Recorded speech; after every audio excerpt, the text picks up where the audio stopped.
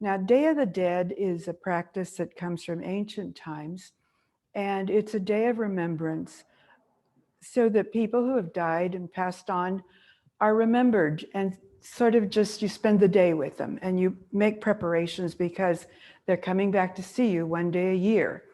And that would be on November 1st, which is All Saints Day, and that would be for the children. And then the second day, November 2nd, is the day that we expect the adults to come back. So when the religion came to Mexico, they took a lot of the ancient practices and blended them into the Gregorian calendar. So it coincides with the saints' days that were already established, of the practices moved over. And it's now a national holiday in Mexico. And it's a day where you go with your family to the cemetery, if you're in that sort of setting, and you clean the graves, decorate the graves, you take food for the people who are coming back to see you, and you spend your time remembering them affectionately. It's not a day of sadness. It's not a day of grief. It is not Halloween, so when you do this, let Halloween come and go and then do your altar. There's nothing related to Halloween, so you don't want to use American Halloween stuff. You want to use the stuff such as I'm showing you now, that is what they are coming to see. They're coming back to their former life to spend some time with you. So I want to show you how I build an altar from scratch, and I start with empty boxes. And I stack them to give you some height. And then I begin to drape, and you can use anything. You can use scarves, fabrics, shawls. You can use these dresser scarves that people used to use. I've used this one many times because it has a motif on it that reminds me of Day of the Dead. But in this case, I'm using tablecloths.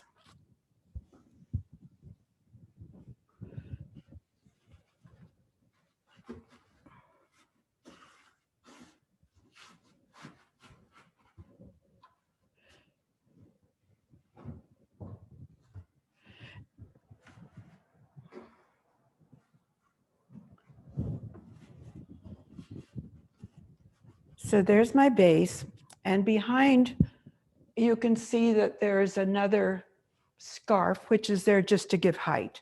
And then we put some distracting color there for you so you wouldn't see that. Now, these altars, there are 3 of them actually. The first one is for Joan Bohnett. And I'll tell you a little bit about Joan. Joan was a master gardener, a teacher, a collector of beautiful things. She lived in one of the most beautiful houses I've ever seen, and she surrounded herself with plants and beautiful things. I once spent the night there and counted 17 plants in my room where I was sleeping, and it was also decorated with a lot of colored glass. I think it was a purple room. Another room would have all amber, another room would have all blue. So she just had these wonderful collections. I have some of her stuff today, and we're going to start with a plant because it's for Joan.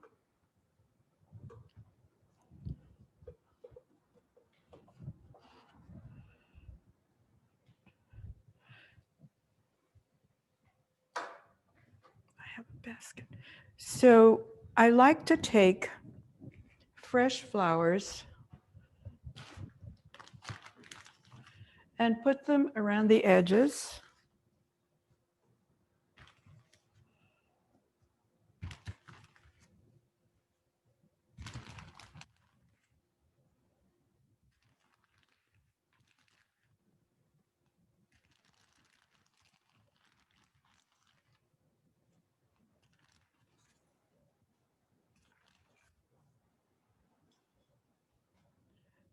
So you see, it's already looking beautiful. There are basic elements that go on the altar. So let's talk about those a little bit. You will have water, for the people who are traveling back. They'll be thirsty after their long journey. When you do it, it'll be perfect. Right now, we're just kind of, I'm filling in the back with artificial flowers.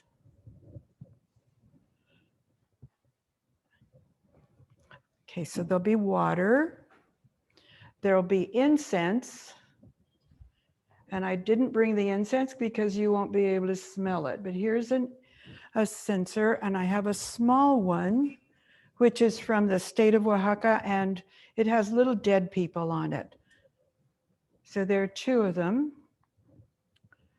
There are candles.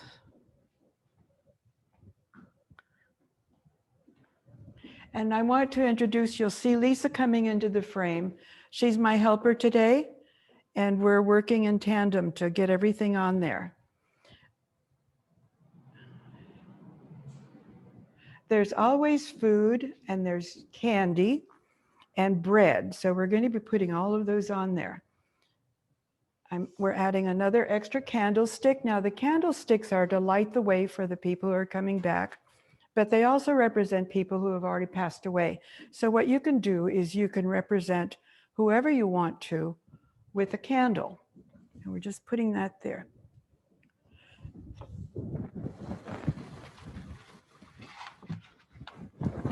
Remember, I told you Joan surrounded herself with plants.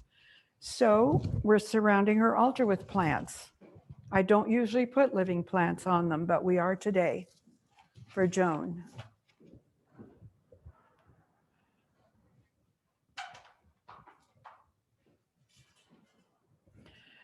Frequently, there's something religious. You can put anything you want on an altar, anything that represents a person that you're remembering.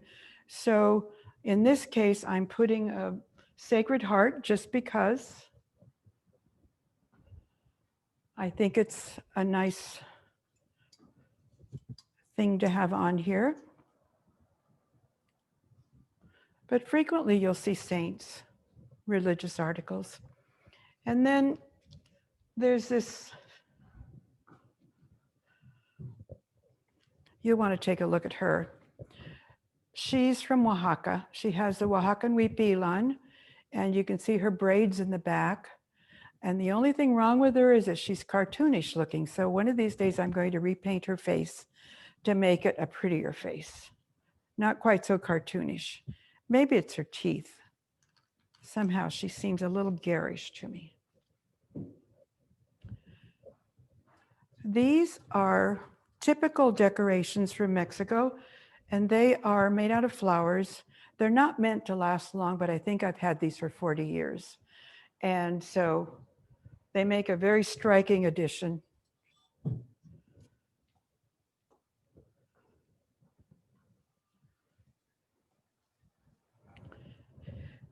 And when you do your altar, you can do any combination of anything you want.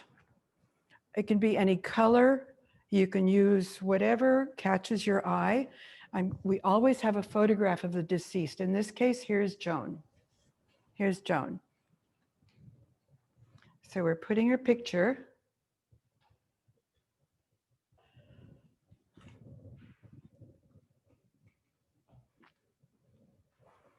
And I told you that you can use anything you want or anything you have.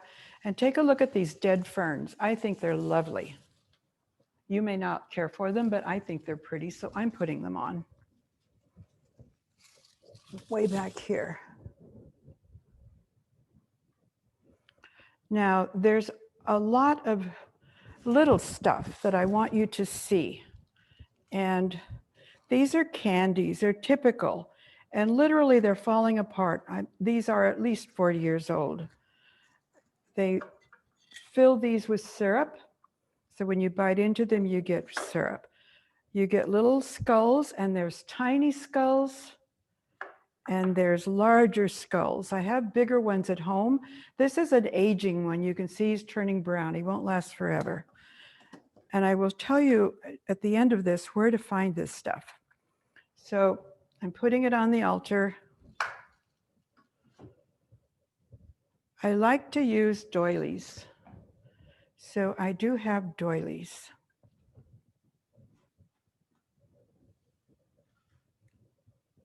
fruit. Everything's going to have to move over. Make room for the candy.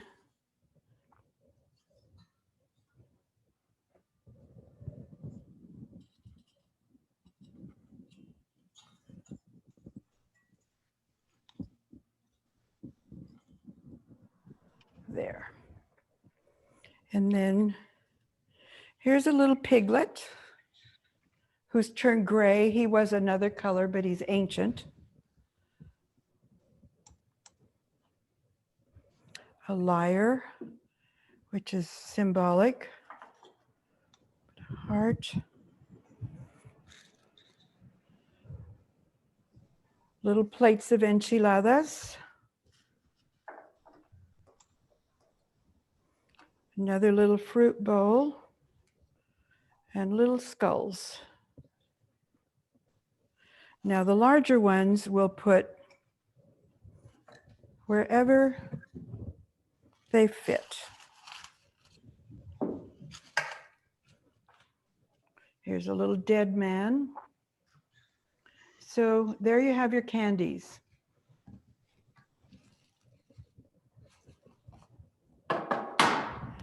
Then we'll move on to, how about, actually I have a lot more candies, but we'll save those. Including, I have the kind of candy that you would eat today. This is a glacéd fig, biznaga, which is made out of cactus, and then there is some glacéd sweet potato. This is a candy that's been eaten in Mexico for ages, before Hershey bars and all the rest came. So these are here. They can go anywhere. I don't know where I was going to put this doily, so I'll just put it there. Now, Joan and I used to work together sometimes on fundraisers, and she would come to my house early and I would bake her biscuits, and we'd have biscuits and jam before we went to work. So here are her biscuits. Because remember, they're coming back and they're hungry from this long journey. Joan also liked pretty, so she gets a bracelet, a miniature hat, and some nice perfume. She'll get a bottle of champagne because she'll be thirsty. And frequently you see a lot of fruit. Now, remember that altars vary according to region and according to whatever village or culture is local. If you're in Oaxaca, it'll be one way with maybe sugarcane. In another place, they'll use palm fronds in the background. Sometimes they're elaborate, they can be huge, they can be small. So I'm showing you big and small today. And really they're in honor of 4 women who were club members and passed away. So this is our way of remembering them together. We will go through each altar separately, but the women are DeWerp,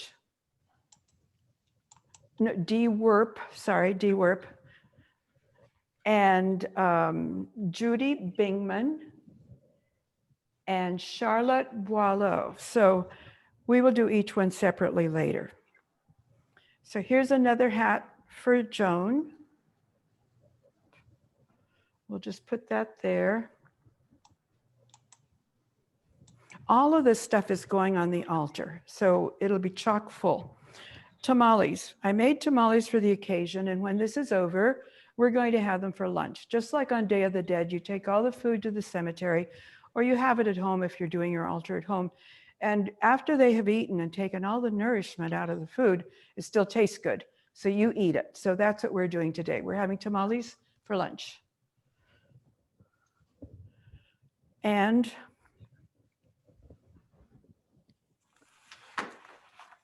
there's always bread. Now, I baked bread, but I baked the real McCoy. It's the bread of the Day of the Dead. It has anise and orange flavoring so that when you bite into it, you get the taste of the smell. The flowers, the orange in the bread the incense, they're all there to help guide the dead back on their journey. So typically in some areas, they will make bread and they put these represent, you see, little heads.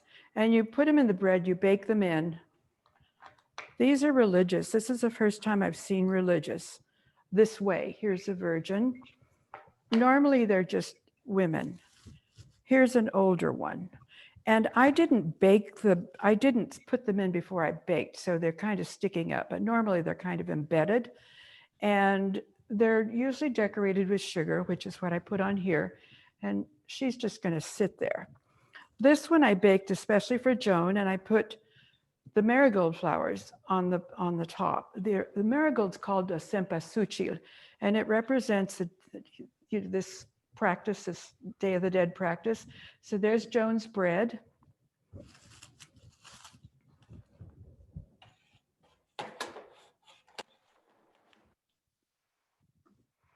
Now, we'll go to toys maybe. So you frequently see a lot of toys on sale at this time. I wanted to show you one more bread. This little guy is from last year. If you make it out of like a bread dough just for your altar, you can shape them very nicely and they'll keep forever. One year I put them out, I think it was at a school, and when we went to to clean up, we found out that all the bread had been hollowed. Mice had eaten from under it. You could still see the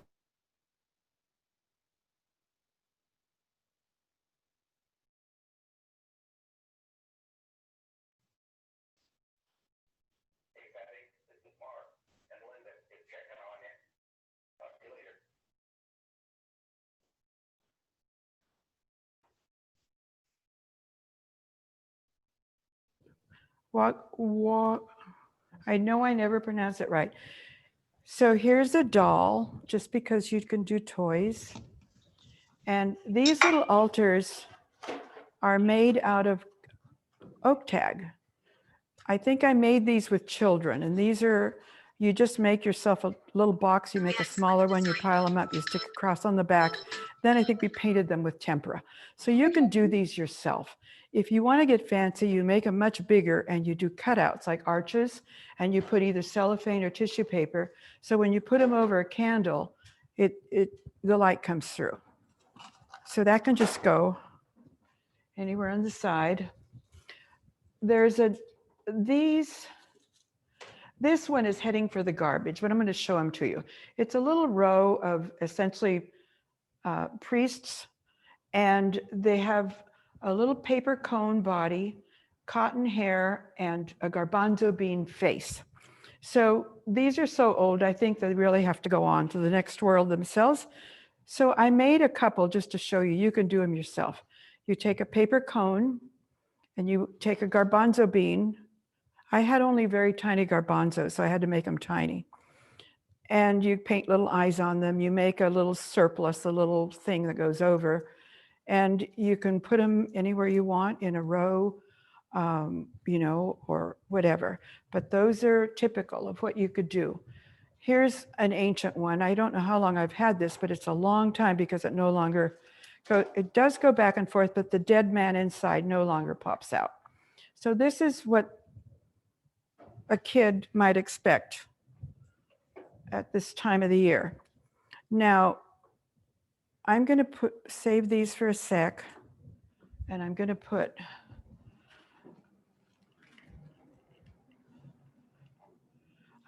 this over on that side, Lisa. So I'm going to shift just a little bit to make room here for this very special pair that maybe you want to see first. It's a mom, at least I think she's a mom. I made her a mom. And she has her baby in her lap, and she sits in a little chair, and she's going on here.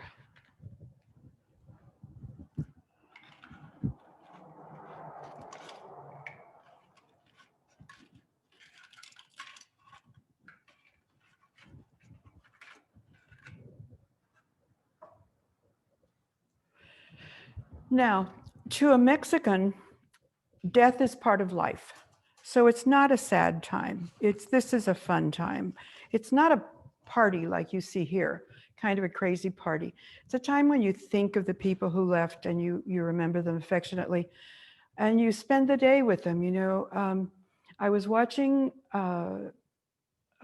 Channel 9, KQED, while I was making something, and they showed Mr. Rogers, and Mr. Rogers was talking about people who were special to you, and he had the people who worked on the show. They were adults. One was young, most of them were older, and he said to them, think of someone who was really special to you. And these men, like in 60-year-old men, you could see the tears in their eyes, and their faces changed, and you could see the expression in their eyes. And I thought, that's it. That's what this day is about. It's about tapping into those memories, but it's not sad. It's a day where you remember with affection, but you remember them and you spend a lot of time with them that day, and you fix their favorite foods and you decorate or you fix something for them. And it doesn't have to be big like this. It can be a tiny thing, but that's a spirit. So I need to put her hat on. Whoops. And that's what happens. It, falls apart and you put it back together again. Now, there's usually fruit. So I brought, if you can look at, is that not a thing of beauty? This is a pitaya. We make fabulous sorbet out of this, but it's also a dragon fruit. So that's here because it's beautiful. And if you go to the Mediterranean market, they have these miniature fruits. I looked for bananas. They didn't have them this time, so I had to use a big one. And it's persimmon time, so they're like the perfect thing to put on here. So there's a bowl of fruit. You see this gets fuller and fuller as you go along. And now, along with the foods, we have our tamales, and I sometimes use fake tamales because remember, we're going to eat these. So I just took corn husks, which you can do, and you make your own little tamales and they can stay on your altar and you eat the real thing. So those are there.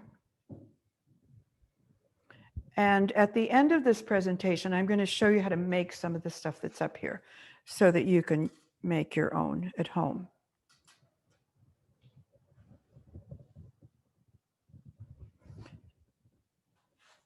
We never put the big bouquets. We have to fit these in, and usually I flank the off. So I'm going to start shifting things around to fit everything in.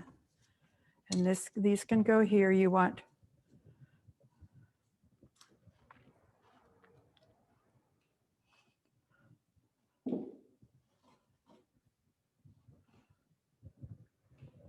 and it's your altar, so you can do it any way you want.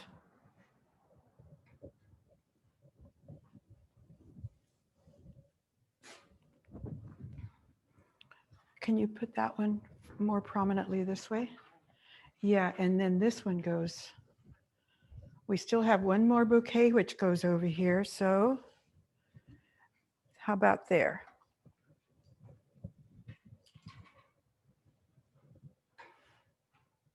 And if you see these work out really nicely.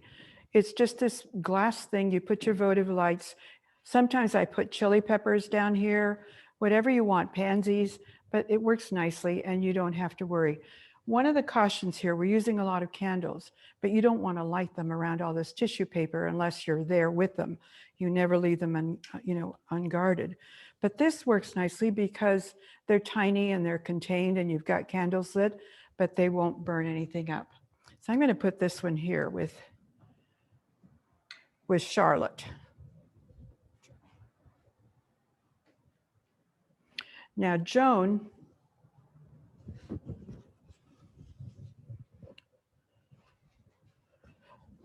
we'll put him there for now.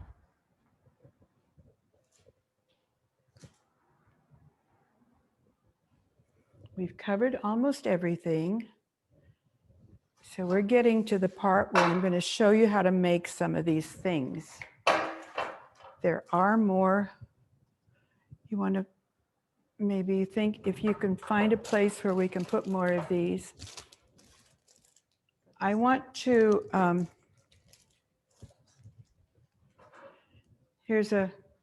you'll find these around, these little fruit replica things that you can put around. Why do I not have anything here? I'll put this here. Now, these two, the mother and the kid over here, the kid has his own toys. It's a little tiny chair and there's a little dead man sitting in it.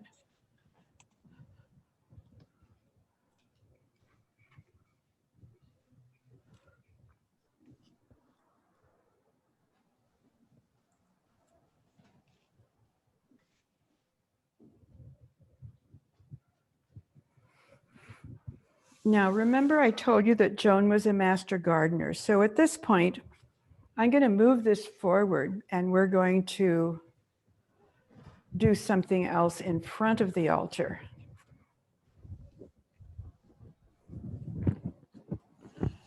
I've actually got Joan's garden boots, which are now in the custody of Lisa.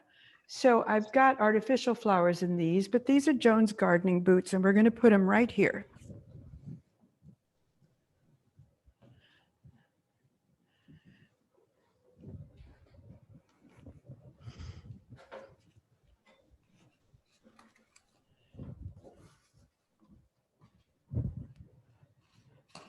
I have a trowel and garden gloves, which are going to go here as well. Joan was an avid Democrat. She was a collector of so many things and she saved things. She's left thousands of mementos. Her grandmother and her mother were the same. So I've looked at her stuff. She had so much stuff. So amongst her stuff, I found these because every campaign, she had the stuff that was used. So here we have Clinton and Diane for senator in '92 and Ford and Dole. So I'm putting these here because that was Joan. Now we're going to build another little tribute right in front, which is frequently done because, you know, you have a lot of stuff to remember them by and you want to include it. So she was a master gardener. So we have flowers, plants we're going to put here as well.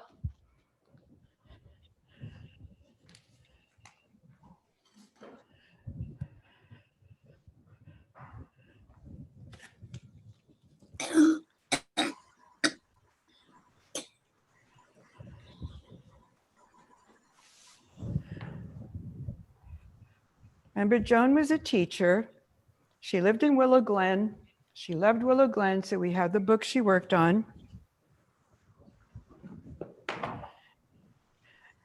And frequently when you see these additional tributes in front, you'll see clothing. If it's somebody who had a favorite cowboy shirt and boots, you will find those. You might find anything that was symbolic of them. So I'm going to put a garment just to let you know that you can do that too. I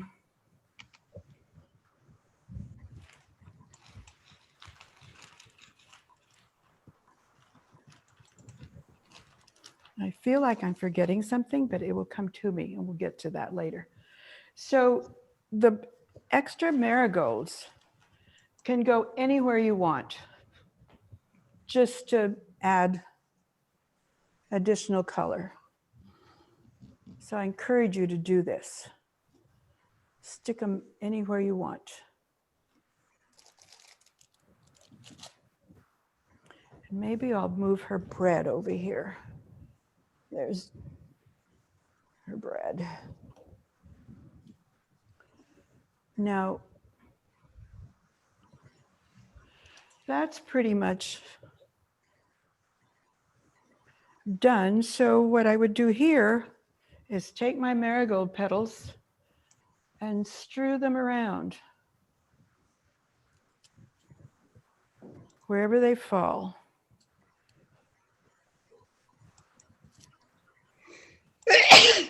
And I would strew them around on the floor.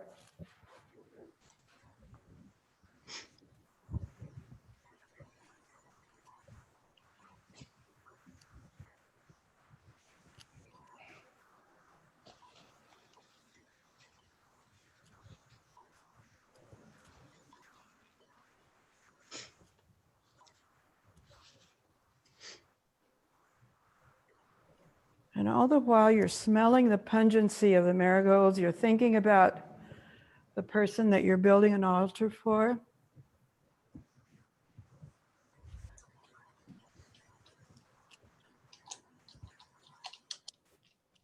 This one has already departed.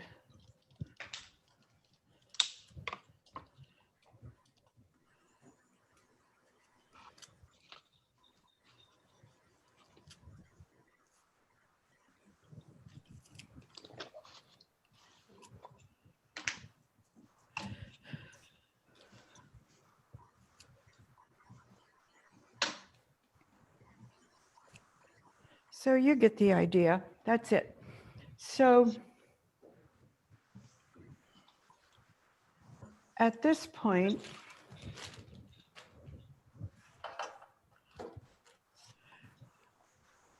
Lisa, maybe you could help me with these. If we could take those away, and then I'll do this part back. I'm going to pull the table back and show you how to make decorations that I use. There's a lot of cut paper, but you can improvise a lot with this. I want to show you these because these are kind of special.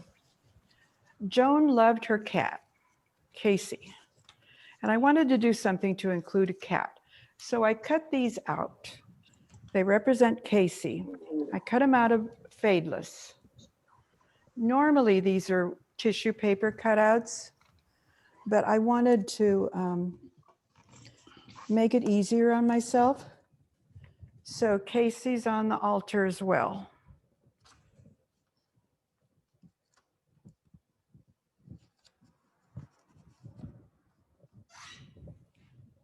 Like that. And I like to use these colors. I like it's called Rosa Mexicano. It's a very vivid pink. And I like it with the gold, so I use those. And there are a million things that you could do to decorate. So that's what I want to show you.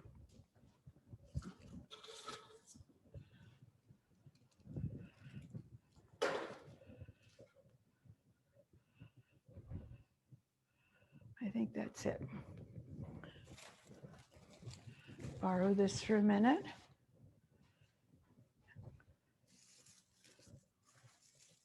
So the only thing that I bought for this altar was some tissue paper, some crepe paper, and the bottles of champagne for people. But I didn't buy anything else. I looked around my stuff, and I have all this, you can see it, that I could use. So that's basically what you do. We are very much into cutting paper in Mexico. We use it for everything, and you can personalize it. I brought some to show you.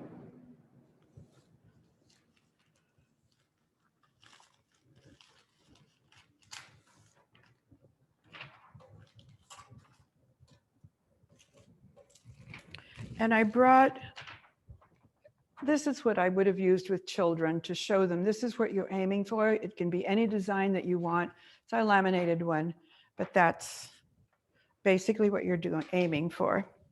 And they come, these little flags, tiny and huge. Some of them would be like, 8-foot strips. And they're basically what you see on the back of the altar. You cut them out yourself, and you just get a piece of string and use some Elmer's glue, and you make your own, any size. And you're improvising here because you may not be able to find this stuff, but you can use anything. Here are, for instance, I cut these out of felt.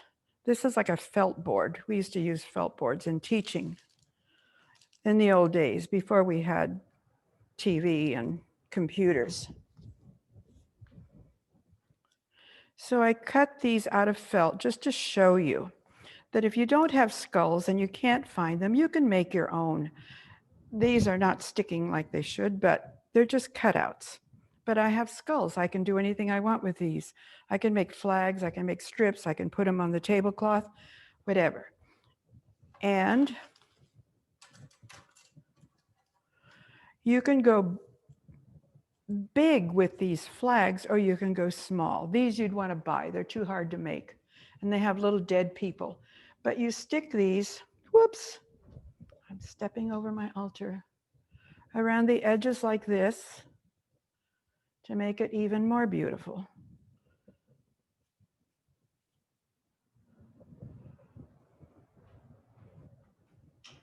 One's missing. Okay.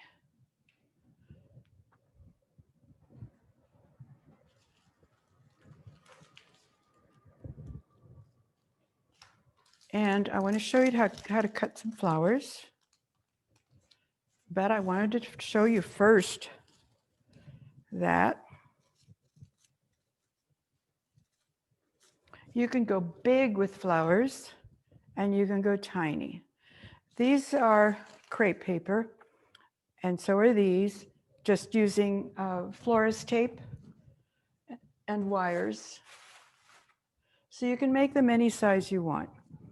And I just make a bunch. I'm going to show you how to make these. But the reason I have these today is I've got some blank spots that I'm not nuts about. I want it really full. So I would just stick these on the side. Just because, whoops, I'll get them. But these go here just because I see a blank spot. And I don't want blank spots on my altar. There. Now these are larger. You take one of your barbecue skewers and you can do these. And you can cut, you know, in multiples. You don't have to cut separately, but I usually go for 3 or 4. Beyond that, the cuts aren't as precise. You can stick these anywhere. They can go, you know, in your flowers.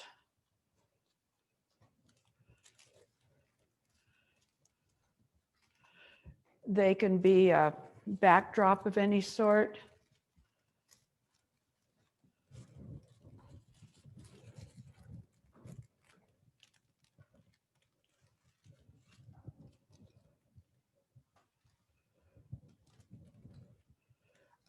We are not working with less is more here. Now these flowers, I think these were an idea from Oaxaca, and it's just construction paper. And with kids, we'd say, you know, take your Crayola when they had fat crayons, and you curl the edges, and you cut some tissue paper strips, and you curl these with the edge of your scissors. You cut some banners, and you stick these anywhere.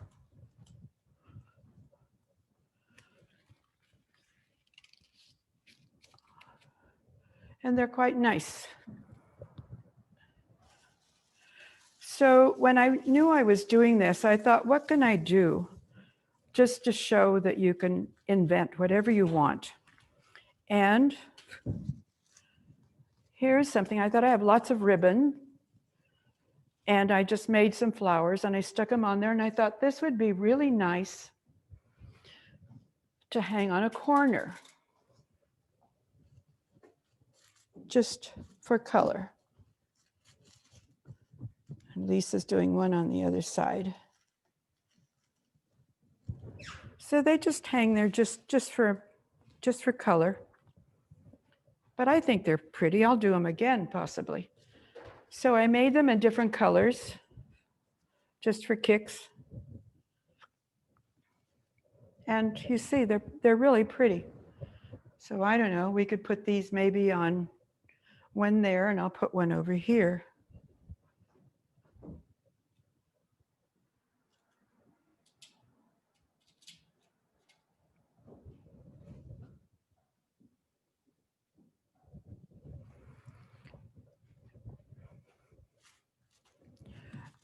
Now,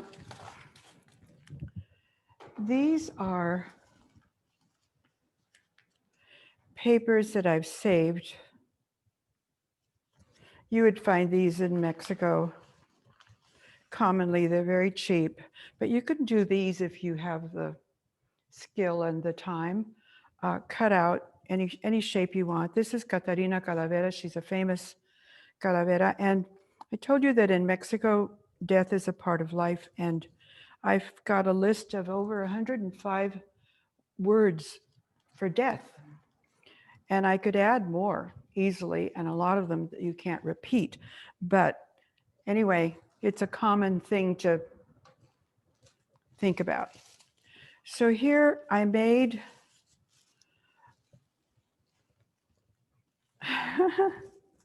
more flags. And this is what you aim for, is just a strip of flags. You can put them close together, you can put them far apart, and you hang them wherever you want, literally anywhere. Usually around the edges of your altar. I had these all on the altar and I took them off because I decided I liked the plain white better.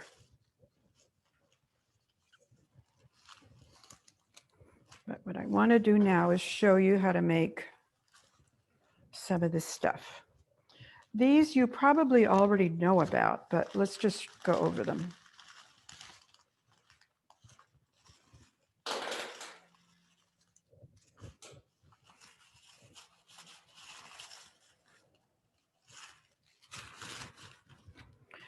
This little streamer is something I use frequently. I'll show you how to cut them, and they go wherever you would like to put them. They could form your backdrop. They could be on the edges of your altar. They do tangle up. And Lisa and I are going to just stick some on the edges of the altar. You've got one over there already done too. And for this, we're just going to pin it. And I'll pin one in there's a little pin right in the middle. And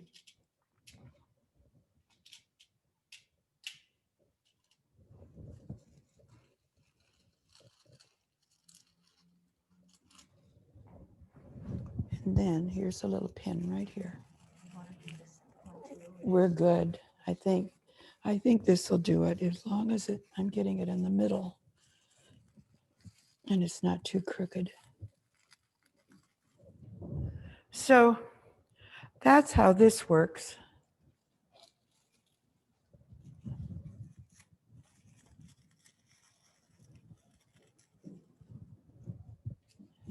Could I see the one you have over there? Okay. Okay. Now to make these, you take a strip. Here's the one I lost. I probably stepped on him. I did. To make these strips, you need about an inch. This might be even a little wide. An inch strip of crepe paper. And you're going to cut, and I've marked it because you're going to cut on both sides. So you start cutting. I usually find the middle of the paper, and that would be my first cut. And then, see where I've marked it? I'm going to cut. I cut not all the way through. This is going to be bad because it's going to have black marks on it. And then you turn to the other side and you cut in between those cuts. You do another one going in the other direction.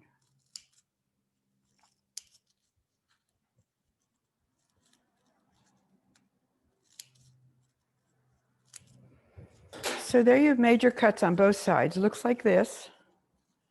And when you undo it,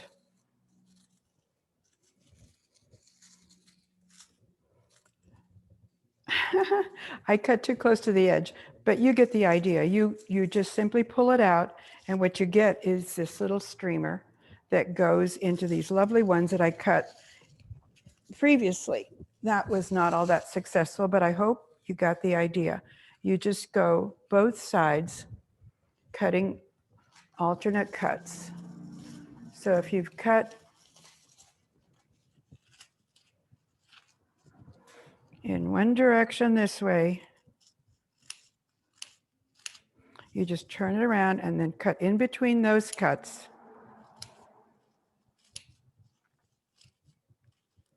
And that's it. I needed a cut there, but you'll see when you do it, you'll do it perfectly.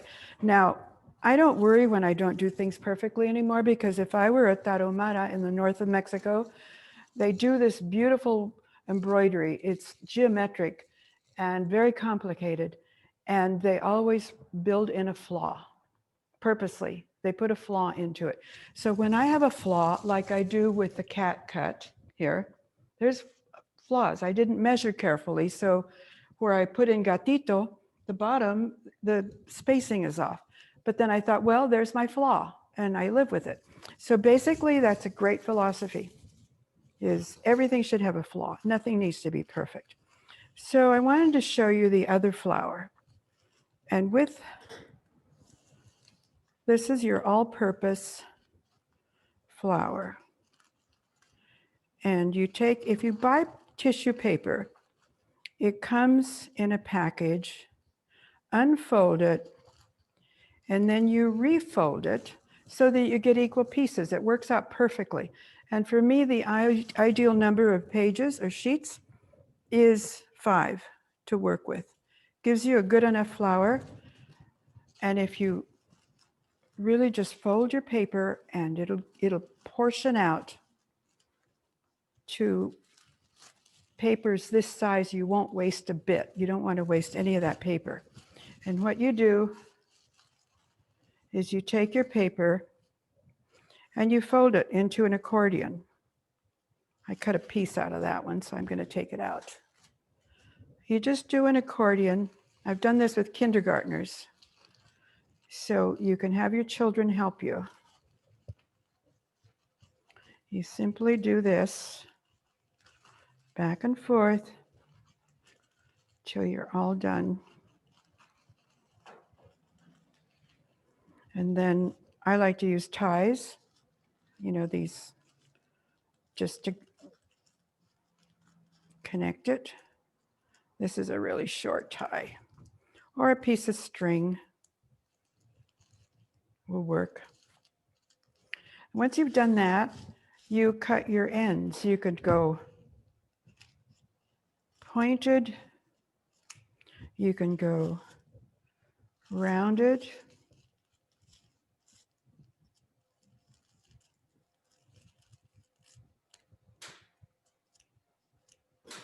and then put it down on a flat surface and start pulling up to the center.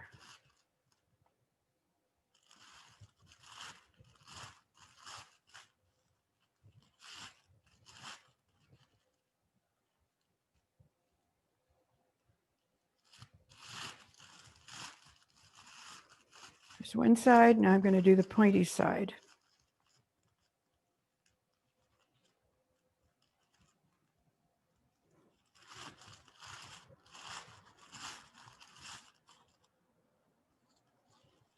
Boy.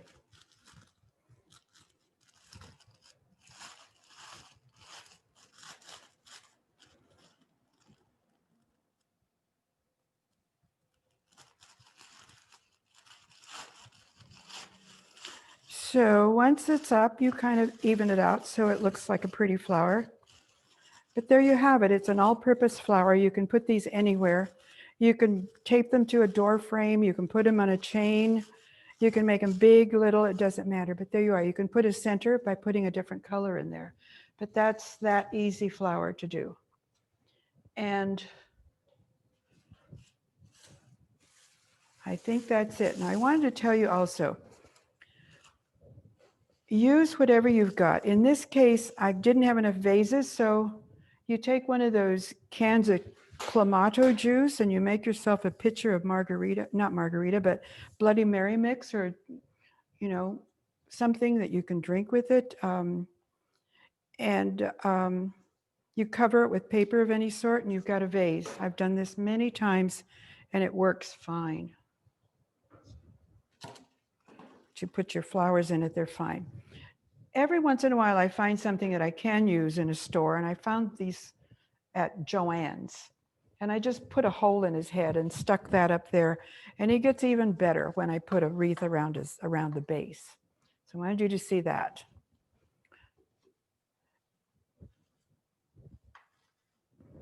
And that essentially is everything I was going to show you. I want to tell you where you can find some of this stuff. These skulls you can buy at Garden than Us Grocery. They have them now. They're $6.99, I think. They're all the same except the colors vary. And you can take your own frosting and put names across their fronts, which is customary. And I found another place you can go to. I'm looking for it was this one. There's a little shop on William Street down by the college. It's a Oaxacan shop, and she has these skulls. I forgot how much they are. I tell you, I left the shop with no money in my wallet. I had to go in my car to get parking meter money to finish off the purchase. But these are from Oaxaca. She has these right now. She has incense burners and some pottery and things like mole. And it's a nice little shop. You should try it. Now, where else were there things that I wanted to tell you about?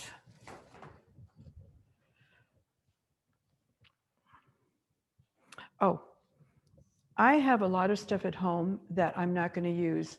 The flower that is the white flower with the little flags, I made a bunch for something and I hated throwing them away, so I have 2 boxes. I'm going to put them on my porch, and those of you who know where I live can just come by and help yourselves. I also bought this fadeless, and I had to buy a huge roll because they didn't have a small one. So I have that to share. And I was looking for the perfect box, so I have boxes if you need a box for an altar.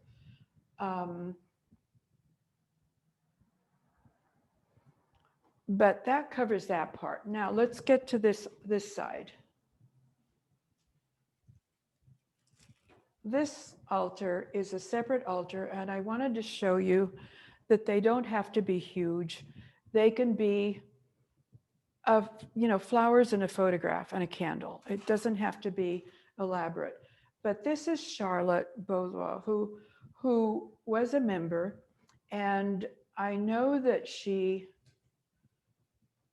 loved music. She played the piano. So here's a tribute to her musicality. She loved opera. So we've got opera news, and I've given her my opera gloves, my opera glasses, and my opera bag. And here's a fancy hat that makes me think you're dressing up, to, glamming it up to go to the opera. And she was in the Mahjong group, and I happen to have a Mahjong bracelet, so she gets that. And then a nice bottle of champagne. And she's got her candles and a bouquet. So that's Charlotte. A lot of you will remember her. That's her. And on the other side, there's another altar offering. It's an offerenda. It's not really an altar. It's an offerenda, which is an offering. But again, it's just a tribute and a remembrance of someone. And that is for Dee Werp. She played tennis. She had a wonderful collection of amber. So I brought her a bunch of amber, which you see hanging here. And this is Dee. I didn't have a picture of Charlotte, and I couldn't find anyone who did. So she gets all the nice amber stuff. This is Mexican amber that's cut into amulets. So I haven't worn it in years, but there it is. And then she gets some rings and a bouquet, and she has her skulls and a bottle of champagne. So that's my tribute to Dee. I know she loved movies, but I didn't include that. But whatever it is that reminds you of the person who's gone, or, you know, if whatever they like to do, whatever they like to wear, that's what you can include. So at this point, we need to go to Dorothy Atkins. And we're doing that by Zoom. So Christine, are you able to get Dorothy Atkins? She's going to share the altar that she did for Judy Bingman, who was her close friend, and she did it at home, and she wants to share that with us. Yes. Hi, Dorothy. She's here, and Mary Lou, so we'll come back to you for questions. Okay. At the end, okay? Yes. That was wonderful. Thank you. 12:06.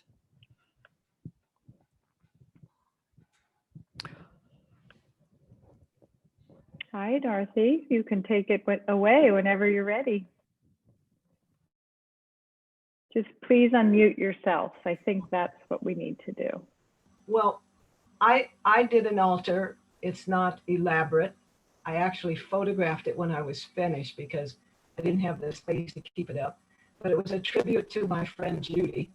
She and I were very good friends from junior high school, and all the way up until she passed away the beginning of the year.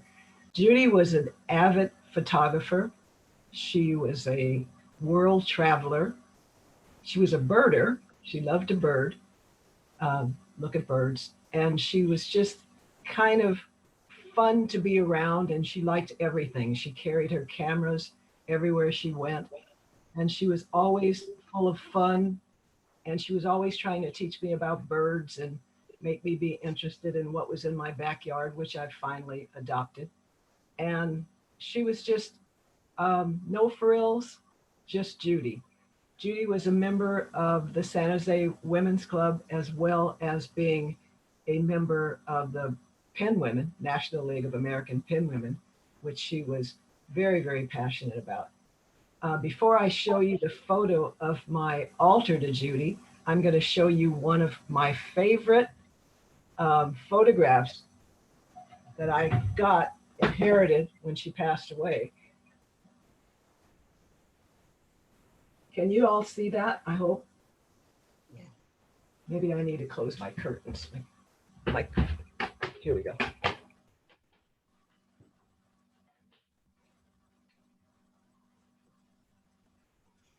She loved to take pictures of hummingbirds, and this was one of her favorites. I'm still getting a lot of light coming in my room here. Let me close this one too and see if that works better. So what I did, I tried to do just a little bit of homework on making an altar, and I didn't have a lot of the things that were needed, so I used only the things that I had around my house. I made my own skeletons, which I like to cut and color, and I did my own cutouts, which I think I learned probably in the 3rd grade or so. That's my son. I'm in a Zoom meeting, I'll call you back. That was my son. And I used these as much as I could. So I'm going to show you a picture of the altar that I built on my kitchen table. And I photographed it because I wasn't able to leave it up all that time. So what I've included the things that Judy liked. I have an elephant because she loves to travel. India was one of her favorite places. I've included fruit, and I've also included some food at the bottom because she had a sweet tooth, so I baked muffins for her. An old camera that we both had. She has one, an old Brownie camera. She was an avid photographer, and we both had this camera. She has one just like this from when we were children. And here are my cutouts. She loved birds, so I've included a bird that I actually got from the Women's Club in one of the auctions at Christmas time, so I included that. I have owls from the Pin Women. She was a Pin Women fanatic. And then I, of course, included the pictures of Judy, one when we were in junior high school, and then current ones of her in her many travels. So I decorated my altar with painted marigolds all around my altar. And this is what I did to remember my friend Judy. Not elaborate, but I think it captures what Judy was like. No frills, just a happy-go-lucky person. Thank you.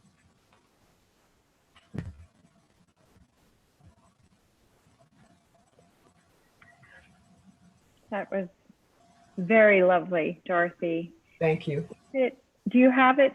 Is it just sort of on poster board? I actually photographed, I took a photo of it and then I put it on poster board, yes. Great. So Sandy, are you still here? Maybe I'll ask you to unmute. Okay. Sandy. We did. There she I'm is. still here. Sandy, would you like to call out some questions? And what I would do is I'll mute myself and then I'll translate them to Mary Lou, who can't hear us. So I think that's the easiest way to go forward. Sure. Do people have questions? I saw that Jackie asked how long to leave the altar up, and obviously we sort of got the answer. You leave it up as long as you want, as short as you want. Mary Lou? Oh, she didn't hear me. So Yes.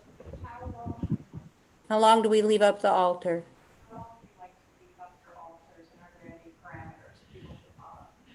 Usually it's done right at that time, like you can do all your prep and you assemble it for the first or the second, and then it goes. It doesn't really stay unless you like it and want to keep it around. Normally this is just a short period. It's those 2 days, the first and the second. So in Mexico, you'll see people like on the last day of the month preceding, you'll see people with bundles of marigolds in the streets, and you'll see them all over the market. And you'll see like public places start to erect different altars or ofrendas, but it's a short thing. Are there any other questions from people? You can wave your hand or just go ahead and speak by unmuting. While we're waiting for the next question, let me tell you. Oh. We would like you, if you do an altar at home, to send us a photograph, and then we'll assemble a showing or a viewing of your altars, and we'll get to see what everybody did. So please do that. Okay. And also this is being recorded. Yeah. So some of my friends who didn't get to see it will have access later, and that's kind of nice. Are we going to put it on the website? Can we link it to the website? And I want to tell you, I know I didn't smile enough because I'm sitting here looking at a thing on a tripod, and I need you to know that I'm with you, even though I was like an automaton half the time. So we are going to be putting them. Any other questions? People have questions or comments? I just want to say I really loved them both. Deborah? Debbie? Okay, can you hear me okay? Yeah? I just want to make a comment. Well, I love the presentation, but while I was seeing it, Questions coming up. it was small. And now when Dorothy started speaking, then the screen became, and then now you're big, Mary Lou, but it was hard to see the whole thing because it was small. And now the participants are on the right side. So I don't know if somebody clicked something on your No, end. Debbie, it's somehow your computer because she was fine and large on my computer. Okay, Right. I think it's how you had your windows set. Well, I didn't do anything, but then when Dorothy came on, it got late. So I don't know if anybody else experienced it or if it was just me and other people. Okay, everything. I have a question. Linda? Yeah. So your altars, you made a different altar for each person. But if we have a smaller home, would we make one altar for more family members? Like maybe I would want, for my husband and, maybe like my grandparents or my dad. Would I have one altar and they would all be there? Or would I make a little separate altar for each one? In a smaller home, can you put? Did you hear the question? You could put multiple people. I tend to go one person, but you can put multiple people. And if you can't fit everybody on, you can have candles representing those people. Each one can have a candle. But yeah, you could put whoever you want. You put the photograph up, snapshots. Okay, excellent. Thank you. Anybody else? There's a question here about marigolds. And where are some of the places you could find them? Thank you for reminding me. If you go to the farmer's market on Sunday at White and Alum Rock at Lick High School, there's a vendor there who has bunches of marigolds, and I think they're like 2 for $5 or something. They're fairly inexpensive. And I saw her recently and I told her I was sending people to bring lots of flowers, and she was excited about that. So please, go to that marketplace. They'll be a lot cheaper than going to Whole Foods. I shouldn't be mentioning names, but it's not a huge bunch, but you can get multiples at that price. Okay. Great. I wondered actually if you could walk through the three altars and point out other symbolism that you might have Missed or pick up on any themes. Well, you will, when you do your altar, these are women that I know one of them, two of them, but I didn't really know the other two. And so I just gleaned from commentary from people who knew them, but there wasn't a lot. I got third-hand, stories. So I didn't get very much. And then I just kind of in my head thought, if she's an opera lover, she had to dress up sometimes. And she, would have appreciated having her glasses and her opera gloves and her pearls with her. So I kind of tried to go with that. And basically the music is in the forefront because that was very meaningful to her. She also painted, but I didn't have any access to those paintings. Her husband framed them for her.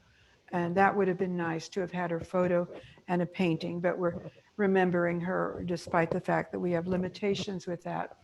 The flowers can be any flowers, so I use different flowers, but basically it is the cempasúchil that represents this day. But I tried to go with elegant, and I thought, what's more elegant than a calla lily? They're also very Mexicano, so that's why that is there. And you can have elements of culture, like this is a Mexican candlestick that I have here, but you can also use your regular ones, which are the other ones that are here. And don't buy anything or don't go searching for anything now, except maybe candy skulls, because as you move through life, you see things that will remind you of the altar, and you pick it up when you see it. And just build your little collection that way. And also you can do your prep at any time. I started the paper really early so I wouldn't be pressured at the end. So if it's a rainy day and you have nothing to do, you have paper, sit and start a paper cut. It'll take you 2 days to do those cats. So it's like a cottage industry, basically, that goes on sale for Day of the Dead, but you can do your version of a cottage effort.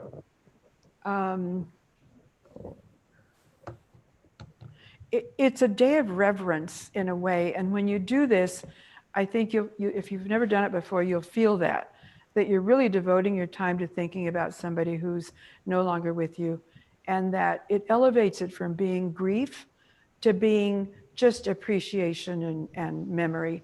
And it's a great thing to do. I urge you all to try it. Excuse me, Mary, I think April may have a question. Okay. Yeah, it's a wonderful presentation. I was wondering, Mary Lou, if you can tell us what some of the regional traditions are. You talk a lot about the whole Oaxacan, but are there more regional expressions or designs that, depending on which state you are in Mexico? You talked about Oaxacan, but are there other? Many, many. So give us an example of There are some of many, the. and I'm not conversant with all of them, but if you go to places like Pátzcuaro, they have their own very, very unique manifestation of this day. And there they would go to the cemetery and they build these frames, probably out of sugarcane or bamboo, and they cover them with flowers. And so you have these structures that are as tall as I am or more, and those are standing. And it's a fishing culture, so you see fish nets, but it does vary a lot according to wherever you are, because we have noise interference right now, but it will be what's in the region. So the vegetation will vary, the use of the natural materials will vary. You might have a structure with bananas hanging across the top.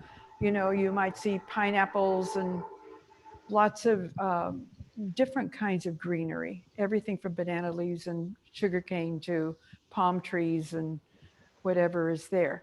The practice itself remains consistent. It's remembering people who have passed away and having food and offerings for them, and then using the things that help guide their path here, the incense, the candles, the flower, the scent.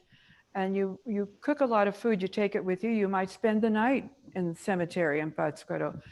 It's kind of what we call a velando, wake. It's kind of like a wake, but you stay up with them all night. And then you eat the food that you brought, because by then you're hungry. You drink the tequila because now, you need a drink. But it will vary. And I'm sure that there are lots of sources where you can find regions. Like you could look for Guanajuato, you could look up Michoacan, and you would see the differences in what the people are wearing and how it takes form for them. This has a blend of a lot of stuff, and it's my take. Remember, this is your take on how you see it. So I put together an altar that is what I want to see. I want to see color. I want to see profusion. I want to see natural elements, and whatever else I can find. You had a question about ceremony rituals at the altar, and I also wanted to add that. Are there any short prayers that you recite or have Mike recite? That's me, huh? It could be your own. I mean, I know a family that has a favorite prayer. I have it in my iPhone, so when I need one, I pull up their favorite prayer because it works for them. It could be a conversation with a departed. That's what it's about. It's the, contact with them. They're gone, but this is a day that they're here with you. So talk to them. And there are frequently really religious symbols on here, but it isn't really a religious ceremony like if you go to mass. You can make it whatever you want. You can say a rosary with your offerenda, but there's nothing. There are songs, there's music, there are lots of things that happen. They publish like not a paper, a little like a local paper, and it will have people's version. It would be like rap in print, right? With calaveras dancing around the edges. So you can spoof politicians, you can make fun of people, and these are published. You can buy them on the street, you can do your own. So there's fun in it. At the same time, it's deeply reverent, deeply touching and moving. But I hope that answered the question. Yeah, there's a lot of conversation in the chat about the movie Coco. Have Yeah. you seen it? Do you want to weigh in? Well, Coco was made with a lot of Mexican input, which was very good. So you got really underpinnings are real. I don't like animated movies. I did watch it, but that I think it could have. There are other movies that were made in Mexico. There's one famous one, Macario, which was a book written by an American, I believe, or he wasn't a Mexican. Traven was his name, but it's a book about the Day of the Dead and what happens with a man who, a poor family, and the teatro, the local teatro here has put the play on. And about 40 years ago, I worked with the Teatro Campesino, and we did a big thing at San Juan Bautista, and that was the time that they also did Macario. But you could still get the movie. It's a famous classical Mexican movie. Coco did a fabulous job with the color and the underpinning spirit and concept never left you. It was constant throughout the entire movie.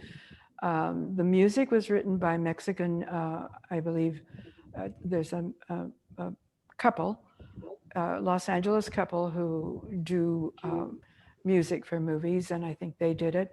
But I thought it was good. It was good. It's very entertaining, and it shows you that death isn't really scary. It's about, cavorting with them. That was one day when they're here, kind of in a way. But yeah, it was good. All right, Sandy, do you Have anything that you'd like to add? As I notice the time is 12:30. I'm certainly happy to continue on. I don't know what your group likes to do with timing, so I'm going to turn it over to you. Okay. Usually the presentations are a bit shorter than this, so we are longer than usual. I just want to mention that Be a Deer and VIA are doing a cozy campaign where they're collecting hats, scarves, and money and socks. And there'll be a collection day at the Women's Club, and they're going to make I think 1,000 is their goal, packages for the homeless. So I think Linda mentioned it in the last newsletter with a lot of clarity. And so please go back and look at it, and we'll advertise it again. I believe the date was November 17th to drop things off at the Women's Club. So you can do that. Of course, financing is great too, because a lot of the women are making scarves and hats and need help buying all the yarn and materials that they need. And I guess that's about it for me. I'm hoping that Darlene is going to do chocolate for us next month. And so we'll let you know for sure. And the other thing is, someone suggested that I sell candy. So I'm willing to do that. So if you want to email me at my home address or at the Antiques Women's Club address, I will make candy, and any money that you pay will go to the HVAC Women's Club president, okay, so unless anybody else has anything to say, I want to say thank you to Mary Lou and to Dorothy. It was wonderful. Thank you. Yeah, and from My Janice pleasure. having made the movie, it's just marvelous. And I want to thank Pat Curia also, because she reminded me that we had made this arrangement with Mary Lou for this year. And of course, with COVID, I completely forgot. So thank you for reminding me, and thank you, Mary Lou, for doing this for us. And we can all give her a hand. Yay. Mary Lou, I wanted to Antiques meeting. I hope you will join us again. Mary Lou, they're all thanking you. Thank you. I just want to say, Sandy, Yes. Zoom works great for this presentation. Yes. It was really a lovely thing to do. Thank you so much. It was just Very really positive wonderful. feedback. Well, I'm glad everybody came and enjoyed it. And Linda did a lot of work on it, and Kat, our president, did a lot of work on it too. So thank you, everybody. Thank you. I wanted Bye-bye. to give Mary Lou The last word, just to re-announce that she'd love to see photographs if others are so inspired to get altars, to create altars. Go ahead and have the last word. Please do Mary. that. I'd love to see what you do. It's an expression that's individual. You know, we all do our own version. You let creativity fly and do whatever however you see it, you do it. And I encourage you to try it. And I'm just sorry that you're not here to eat the tamales and to eat the bread and the hot chocolate that we would normally have been serving in antiques section, but maybe we'll be able to do it another day. Hey, I have a There's a question about where do we send the pictures. pictures? So Could we could we send them to Sandy? How does Oh, that work? send them, Danny, or you can send them to Linda Sereno, since she has better contact with the website than I do. She can put them up on the website. So and you can Okay. send money directly to the Women's Club, or I think if on the Facebook page of Be a Dear, there's a donate button. So you can use the donate there. Right, Eileen? So I unmuted myself because I want to talk about that a little bit. I set up the PR for them on that. So you can go to the San Jose Women's Club website. On the home page down at the bottom, there's a link to go to the page. On that page are the 3 ways to donate. You can donate items at one of the 2 drop-off days, November 6th and November 7th, and the time is there along with the items that we want to have dropped off. The second way you can donate is you can purchase items directly from an Amazon wish list, and then you choose to have those shipped to the Cozy Cap campaign. So you purchase them and they go directly to the person who's going to be working to distribute the items. The third way is you can donate through the San Jose Women's Club website. There's a link there to donate, and then that money will be used to buy items that are needed by the kit. The VIA and Bye, Be a Dear everybody. will be buying those items. So the Viva la easiest way to muerte, find as we that say. information is to go to our website. Oh. Thank you, Linda. As usual, I love you seeing have the y'all. best Bye. information. Okay, goodbye, everybody. Bye. Next month. Bye. Thank you. Thank you so much.